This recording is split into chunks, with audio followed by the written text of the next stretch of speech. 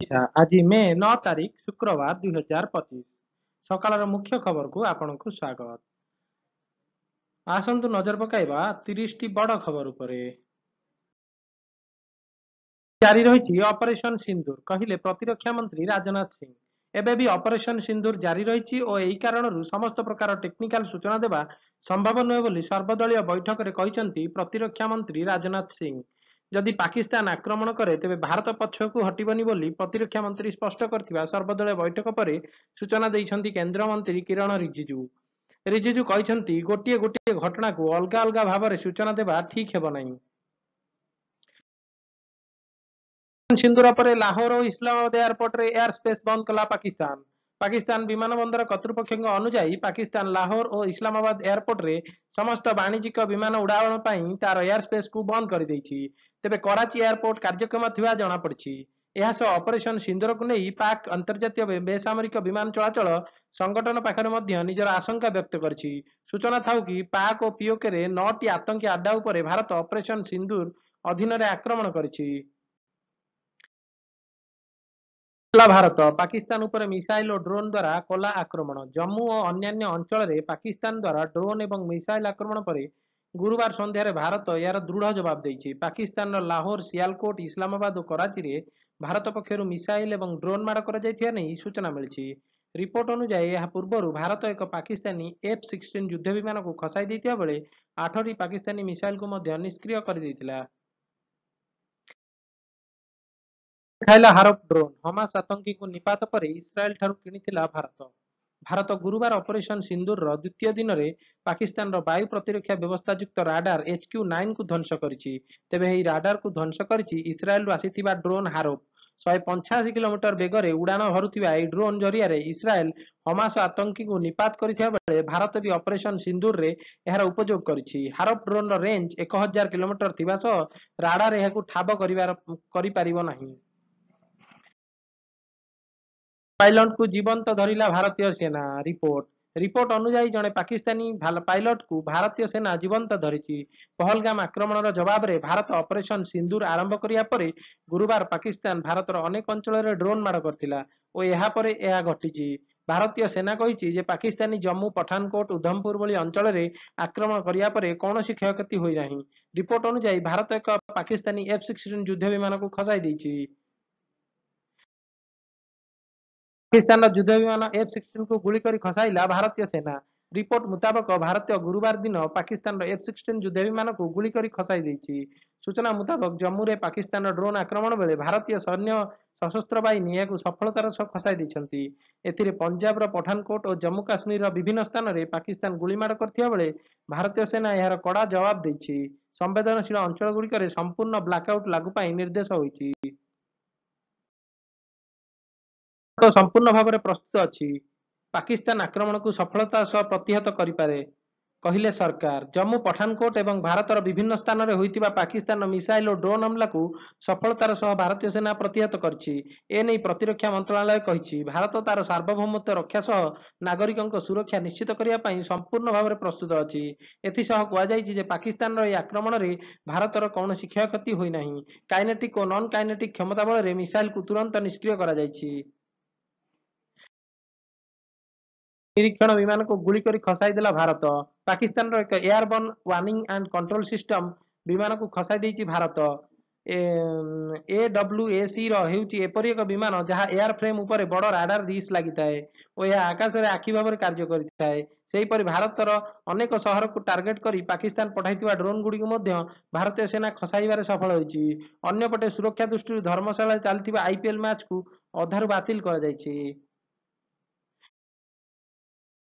पाकिस्तान रो आउ एक युद्ध विमान को खसाइला भारतीय सेना। भारतीय सशस्त्र बाहिनी पठानकोट रे पाकिस्तान रो आउ एक युद्ध विमान को गुली कर खसाई देथिबा जणा पड़छि। रिपोर्ट मुताबक जम्मू रे पाकिस्तान रो ड्रोन और मिसाइल हमला को प्रतिहत करी भारतीय सेना F-16 युद्ध विमान को खसाइथिला। पाकिस्तान पटु होइतिबा एही आक्रमण रो कौनसी प्रकार क्षयक्षति होई नथिबा प्रतिरक्षा मंत्रालय पक्षरु कुहा जाइछि। सेपटे भारत 2 गोटी F-17 युद्ध विमान खसाइथिबा पाकिस्तान स्वीकार करछि। रे पाकिस्तान प्रधानमंत्री शहबाज शरीफ घर ठारू मात्र 20 किलोमीटर दूर है विस्फोरण।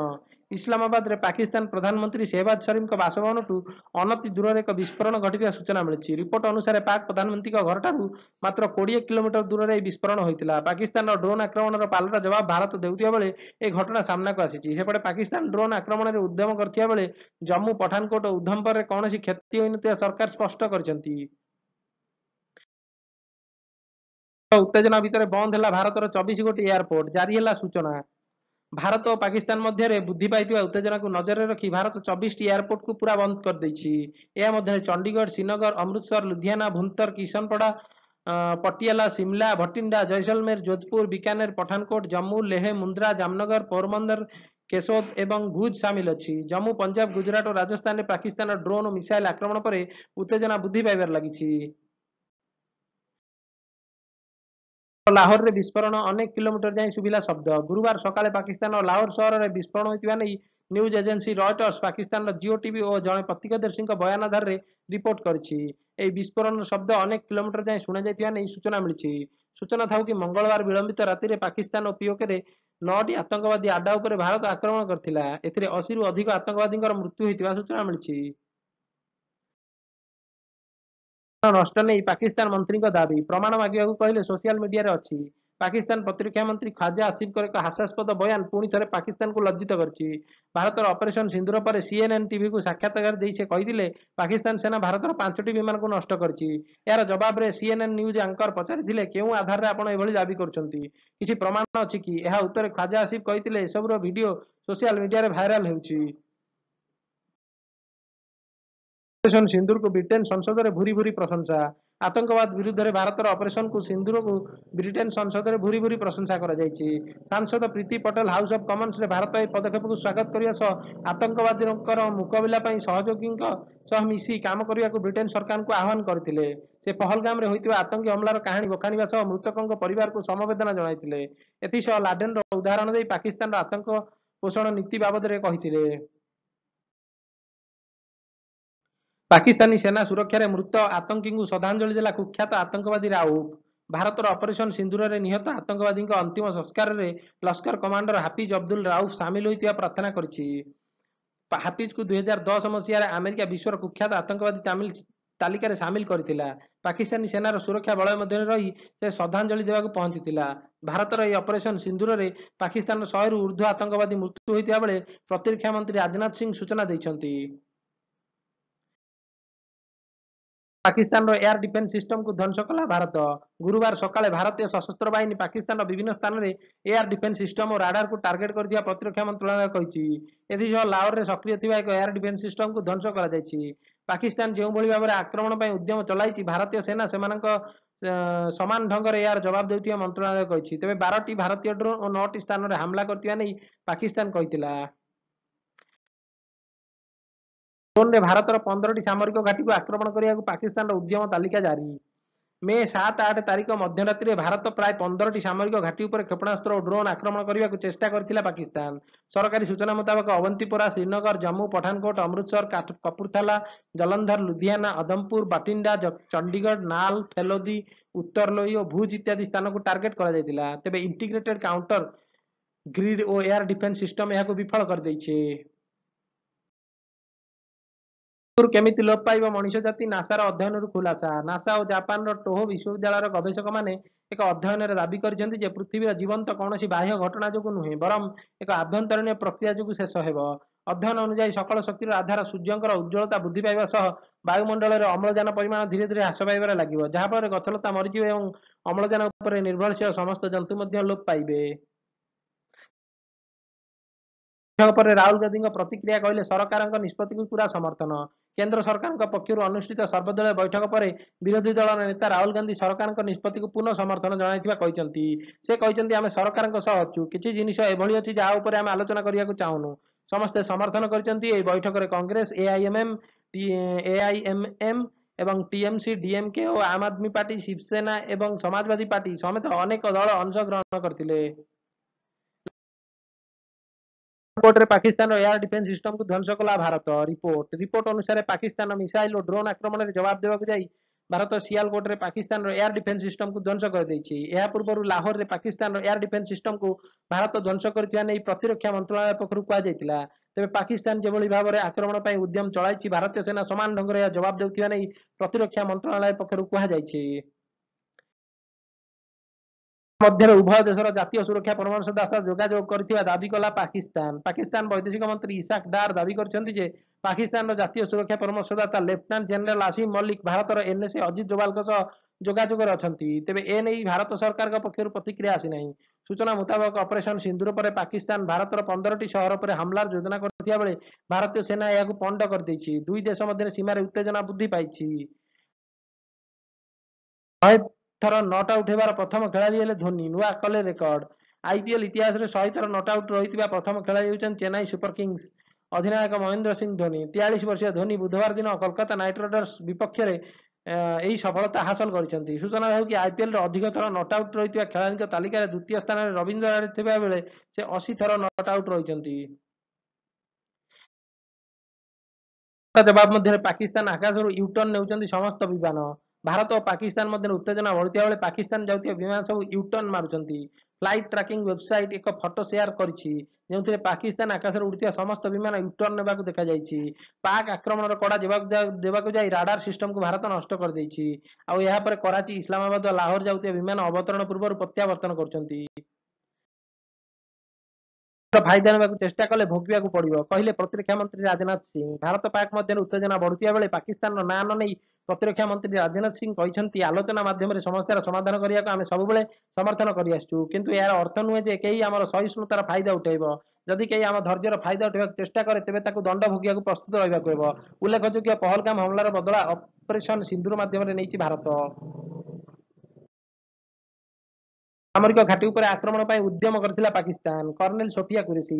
ପାକିସ୍ତାନ ସେନା ଗତ 7-8 ତାରିଖ ରାତିରେ ଉତ୍ତର ଏବଂ ପଶ୍ଚିମ ଭାରତର ଅନେକ ସାମରିକ ଘାଟି ଉପରେ ଆକ୍ରମଣ ପାଇଁ ଉଦ୍ୟମ କରିଥିବା କର୍ଣ୍ଣେଲ ସୋଫିଆ କୁରେଶୀ ସାମ୍ବାଦିକ ସମ୍ମିଳନୀରେ ସୂଚନା ଦେଇଛନ୍ତି। ତେବେ ଏସବୁ ମିସାଇଲ ଓ ଡ୍ରୋନକୁ ଭାରତର ଇଣ୍ଟିଗ୍ରେଟେଡ କାଉଣ୍ଟର ଗ୍ରିଡ୍ ଓ ବାୟୁ ପ୍ରତିରକ୍ଷା ସିଷ୍ଟମ ଦ୍ୱାରା ନିଷ୍କ୍ରିୟ କରାଯାଇଛି। ବର୍ତ୍ତମାନ ବିଭିନ୍ନ ସ୍ଥାନରୁ ଭଗ୍ନାବଶେଷ ଉଦ୍ଧାର ହୋଇଥିବା ବେଳେ ଏହା ପାକିସ୍ତାନର ଆକ୍ରମଣକୁ ପ୍ରମାଣ କରୁଛି ବୋଲି ସେ କହିଛନ୍ତି। ଆରମ୍ଭ ହେବ ଧାନ କିଣା ପ୍ରକ୍ରିୟା ଏବଂ କହିଲେ ମନ୍ତ୍ରୀ କୃଷ୍ଣ ଚନ୍ଦ୍ର ପାତ୍ର। ଗୋଟିଏ ସପ୍ତାହ ମଧ୍ୟରେ ଓଡ଼ିଶାରେ ଧାନ ସଂଗ୍ରହ ପ୍ରକ୍ରିୟା ଆରମ୍ଭ ହେବ ବୋଲି ଗୁରୁବାର ଖାଦ୍ୟ ଯୋଗାଣ ଓ ଖାଉଟି କଲ୍ୟାଣ ମନ୍ତ୍ରୀ କୃଷ୍ଣ ଚନ୍ଦ୍ର ପାତ୍ର କହିଛନ୍ତି। ଏହା ସହ ରବି ଫସଲ କ୍ରୟ ପାଇଁ ପଞ୍ଜୀକରଣ ସମାପ୍ତ ହୋଇଛି। ପୂର୍ବରୁ 17ଟି ଜିଲ୍ଲାରେ ପଞ୍ଜୀକରଣ କରାଯାଉଥିବା ବେଳେ ଏଥର ଆମର 20ଟି ଜିଲ୍ଲା ନେଇଛୁ ବୋଲି ସେ କହିଛନ୍ତି। ସେହିପରି ଧାନ ସଂଗ୍ରହ ପରେ 48 ଘଣ୍ଟା ମଧ୍ୟରେ ଚାଷୀଙ୍କ ଆକାଉଣ୍ଟକୁ ଟଙ୍କା ଯିବ ବୋଲି ସେ କହିଛନ୍ତି। କଣ ଗୁଗୁଲରେ ଏଭଳି ସର୍ଚ୍ଚ କରୁଛନ୍ତି ପାକିସ୍ତାନୀ। ଭାରତର ଅପରେସନ ସିନ୍ଦୁରକୁ ଦେଖି ନିଦ ହଜିଯିବା ପରେ ପାକିସ୍ତାନୀ ଏବେ ଗୁଗୁଲରେ ସୋଫିଆ କୁରେଶୀଙ୍କର ଧର୍ମ ବାବଦରେ ସର୍ଚ୍ଚ କରୁଛନ୍ତି। ପାକିସ୍ତାନର ଗୁଗୁଲ ଟ୍ରେଣ୍ଡରୁ ସାମ୍ନାକୁ ଆସିଛି ଯେ ଲୋକେ Sofiya Qureshi religion, Sofiya Qureshi Indian army ଆଦି ଅଧିକ ସର୍ଚ୍ଚ କରୁଛନ୍ତି। ପାକିସ୍ତାନୀ ଆହୁରି ମଧ୍ୟ ସିନ୍ଦୁରର ଅର୍ଥ ଜାଣିବା ପାଇଁ ଗୁଗୁଲର ସାହାଯ୍ୟ ନେଉଛନ୍ତି। ଅପରେସନ ସିନ୍ଦୁର ବାବଦରେ ସାମ୍ବାଦିକ ସମ୍ମିଳନୀରେ ସୂଚନା ଦେଇଥିଲେ ସୋଫିଆ କୁରେଶୀ।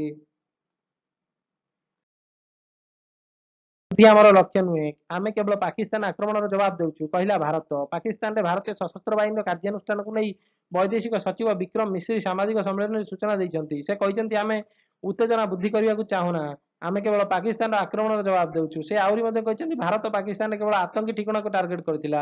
ତେବେ ପାକିସ୍ତାନ ଭାରତର ବିଭିନ୍ନ ସାମରିକ ଘାଟିକୁ ଟାର୍ଗେଟ ପାଇଁ ଉଦ୍ୟମ କରିଥିବା ବେଳେ ଭାରତୀୟ ସେନା ଏହାକୁ ପଣ୍ଡ କରିଦେଇଛି। ସିନ୍ଦୁରରେ ପାକିସ୍ତାନ ନାଗରିକଙ୍କ ମୃତ୍ୟୁ ଦାବିକୁ ଖଣ୍ଡନ କଲା ଭାରତ। ପାକିସ୍ତାନ ଓ ପିଓକେରେ ଭାରତର ଅପରେସନ ସିନ୍ଦୁରରେ ସାଧାରଣ ନାଗରିକଙ୍କ ମୃତ୍ୟୁ ହୋଇଥିବା ନେଇ ପାକିସ୍ତାନ କରିଥିବା ଦାବିକୁ ଭାରତ ବୈଦେଶିକ ମନ୍ତ୍ରଣାଳୟ ଖଣ୍ଡନ କରିଛି। ଏହା ସହ ବୈଦେଶିକ ସଚିବ ବିକ୍ରମ ମିଶ୍ରି ଆତଙ୍କୀଙ୍କ ଶେଷକୃତ୍ୟରେ ସାମିଲ ହୋଇଥିବା ପାକିସ୍ତାନୀ ସେନାର ଅଫିସରମାନଙ୍କ ଫଟୋ ଦେଖାଇ ପଚାରିଛନ୍ତି ଯେ ଏହି ଫଟୋ କଣ ଦର୍ଶାଉଛି। କଫିନ ଉପରେ ପାକିସ୍ତାନୀ ପତାକା ଲାଗିଛି। ବୋଧହୁଏ ପାକିସ୍ତାନରେ ଆତଙ୍କବାଦୀମାନଙ୍କର ରାଜକୀୟ ଅନ୍ତ୍ୟେଷ୍ଟ୍ରିୟ ପରମ୍ପରା ରହିଛି। ପାକିସ୍ତାନୀ ଫିଲ୍ମ ଶୋ ଓ ମ୍ୟୁଜିକ୍ ଇତ୍ୟାଦି ତୁରନ୍ତ ହଟାଇବାକୁ ଓଟିଟି ପ୍ଲାଟଫର୍ମକୁ କହିଲେ ଭାରତ ସରକାର। ଭାରତ ଓ ପାକିସ୍ତାନ ମଧ୍ୟରେ ବୃଦ୍ଧି ପାଉଥିବା ଉତ୍ତେଜନା ମଧ୍ୟରେ ଆଜି କେନ୍ଦ୍ର ସରକାର ଭାରତର ସମସ୍ତ OTT platform, media streaming platform ଓ ସଂସ୍ଥାଗୁଡ଼ିକୁ ତୁରନ୍ତ ପାକିସ୍ତାନୀ କଣ୍ଟେଣ୍ଟ ହଟାଇବାକୁ ନିର୍ଦ୍ଦେଶ ଦେଇଛନ୍ତି। ପାକ୍ରେ ଉତ୍ପତ୍ତି ହୋଇଥିବା ମାଗଣା ବା ସବସ୍କ୍ରିପସନ ଆଧାରିତ ସବୁ ୱେବସିରିଜ, ଫିଲ୍ମ, ଗୀତ ଓ ପଡକାଷ୍ଟ ଇତ୍ୟାଦିକୁ ହଟାଇବାକୁ କୁହାଯାଇଛି। ତେବେ ଜାତୀୟ ସୁରକ୍ଷା ଦୃଷ୍ଟିରୁ ଏହି ନିଷ୍ପତ୍ତି ନିଆଯାଇଥିବା ସରକାର କହିଛନ୍ତି। ବଡ଼ ଖବର ଏତିକି। ଥ୍ୟାଙ୍କ ୟୁ ଆଣ୍ଡ ନମସ୍କାର।